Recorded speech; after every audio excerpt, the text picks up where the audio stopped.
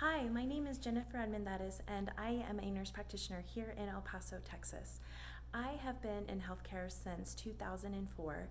I was an RN working on a general surgical floor from about 2004 to 2005. Then I fell in love with hematology and oncology, where I worked from 2005 up until 2009. Became a nurse practitioner in 2009 as well, and did family practice for about 5 years.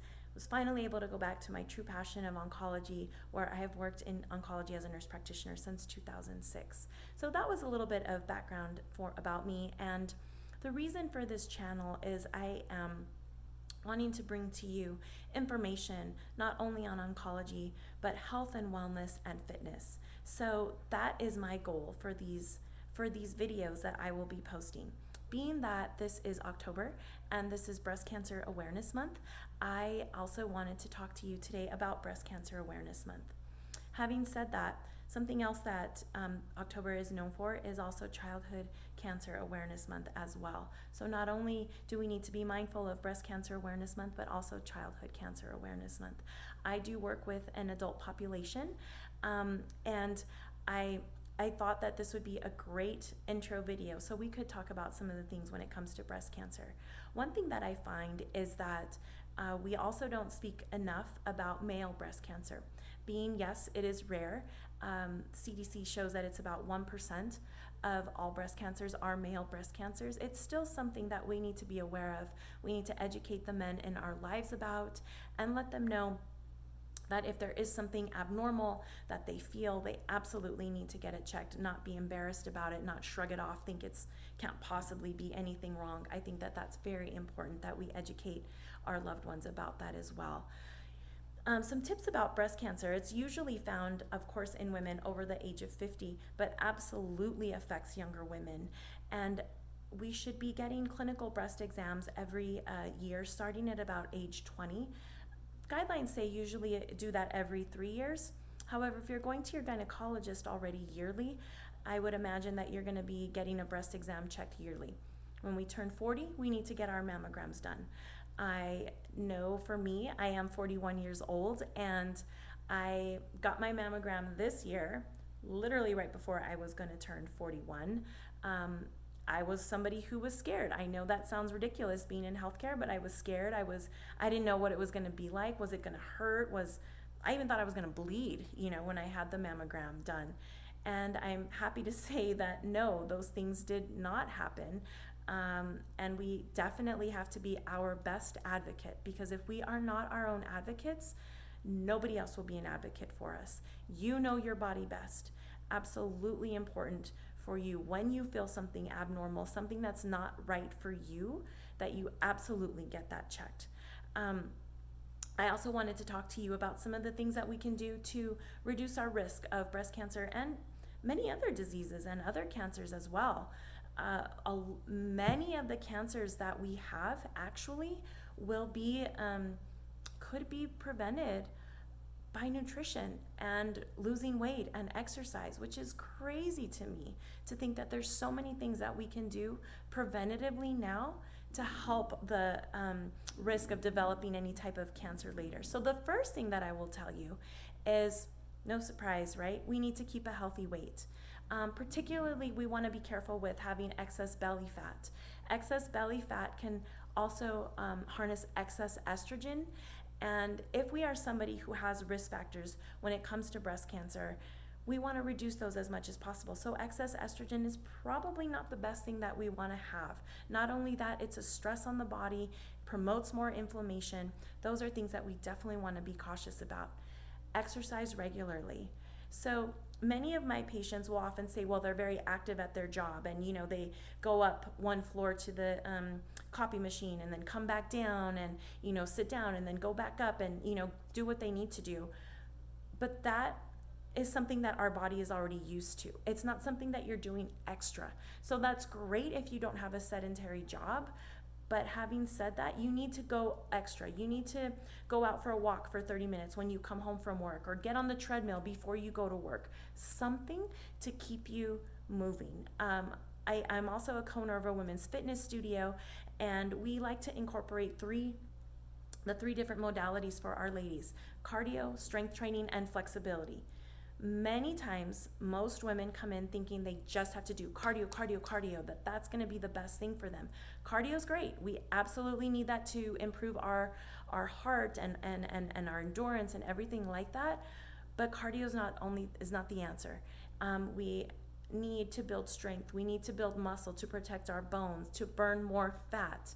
And by incorporating all 3 of those components, you will definitely get into the shape that you want to get into. The next thing I will say is limiting your alcohol intake.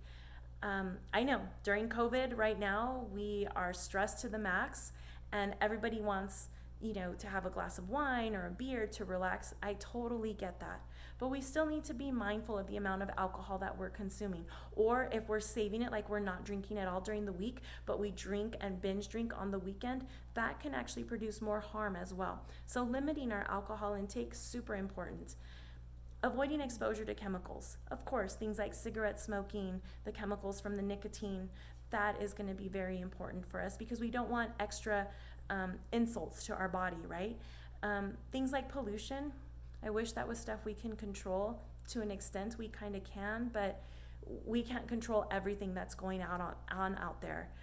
Also, being mindful of the things that we're putting on our skin. Our skin is our largest organ, so we want to be very careful with that. I saw a statistic recently that said as women, we put on like 12 different types of products. I bet it's probably more before we get out the door, and that can even convert to over 168 different chemicals that are going onto our body, that our body is absorbing, that may not be the best for us. Men, they only use like 6, and I think it's 80 something chemicals that they're getting, but that's still a lot. So be very mindful about that. There's lots of natural skincare now, natural lotions, deodorants, all those types of things that you can absolutely get. So those are the things that we can do to reduce our risk factors. They can include keeping a healthy weight, reducing the belly fat, exercising regularly, limiting our alcohol intake, limiting our exposure to chemicals, including, alcohol and cigarette smoking, of course, the pollution, and the things that we put on our body. The next thing that I'd want to talk to you about is something that I think is very important that we don't always talk about, is what to do when a friend or a loved one is diagnosed with cancer. And I know, coming from a healthcare perspective and even being on the other side of it with my own family members, it is hard to talk about cancer. And we kind of want to tiptoe around the subject, or we don't want to bring it up because maybe we're afraid to upset our loved one or to see our loved one cry, which I totally understand. But sometimes that can also make the person who's going through cancer can feel alone, or they can feel closed off from everybody because nobody wants to talk about it. Nobody wants to talk about the elephant in the room. And as difficult as it is, ask permission to your loved one. Ask them if you can talk about it with them. Talk about the diagnosis. Talk about how they're feeling. Are they having any side effects for the treatment? There's so many things that can happen, that they lose taste. Of course, we all often think about the nausea and the vomiting, but it's the appetite loss, it's the loss of taste, it's sometimes joint pain or the numbness and tingling to the fingertips because some of the treatments that we give. I think one thing that can be very helpful and thoughtful is making them a chemo bag or a chemo box, and you can put maybe a favorite book that they like, or magazines, or maybe they like crossword puzzles, or throwing in a scarf, or a very nice like a lotion that they love.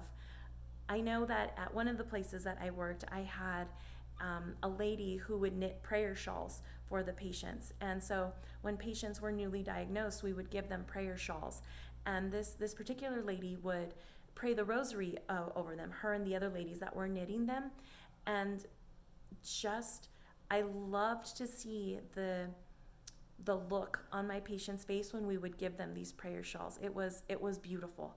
So those types of things go such a long way for our friends or family that are going through cancer. I recently also found a tip, and I can't remember the website. It was a tip to give a box of sunshine. Basically, that just means like a yellow box, and everything that's in it is yellow. Maybe you could give them a really cute I don't know, happy face mug that's yellow, or lemon scented hand soap, or a yellow scarf or a yellow beanie.